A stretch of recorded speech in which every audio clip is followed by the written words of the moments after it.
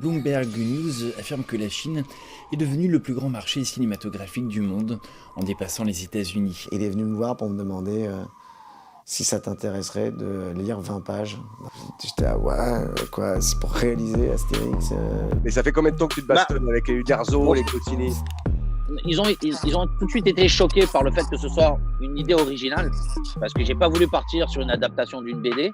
Encore une fois, je voulais tout casser. Présent. Et là, on en revient à la seule trace publique qu'on a d'Uderzo à propos de ce projet. La fameuse question qui l'inquiétait plus que tout le reste. Comment nos Gaulois vont-ils en Chine ? Il n'y a pas que des patrons qui accompagnent Emmanuel Macron en Chine en ce moment, il y a aussi quelques artistes, notamment Guillaume Canet.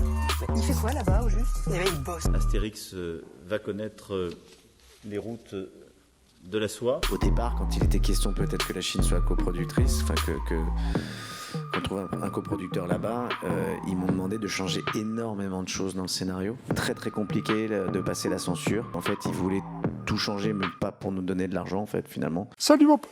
Imaginez Guillaume Canet qui écrit un scénar sur mesure pour le Parti communiste chinois. Un scénario d'un film Astérix, où chaque élément doit subir la validation d'un bureau de censure. Un blockbuster franco-chinois où une icône française sert les intérêts du PCC. Et c'est pour notre plus grande déception que ce film n'existe pas. Mais ce fut bien l'ambition à l'initiative du projet, et le cadre dans lequel la production du film s'est retrouvée pendant près de 2 ans. L'objectif évident était de faire un Astérix avec la Chine pour avoir accès à leur marché et brasser un max. Mais bon, comme nous allons le voir, faire un film avec la Chine, c'est faire un film pour la Chine. Mesdames, messieurs, bienvenue dans un monde où Guillaume Canet écrit un film pour Xi Jinping. FF, je lui dis sticky, faut faire la queue comme tout le monde si tu veux le ticket. Je suis à 10% et tu penses que je me suis impliqué, on l'est, ta bécane, on lève, de là, relève, gros pétard, aux lèvres.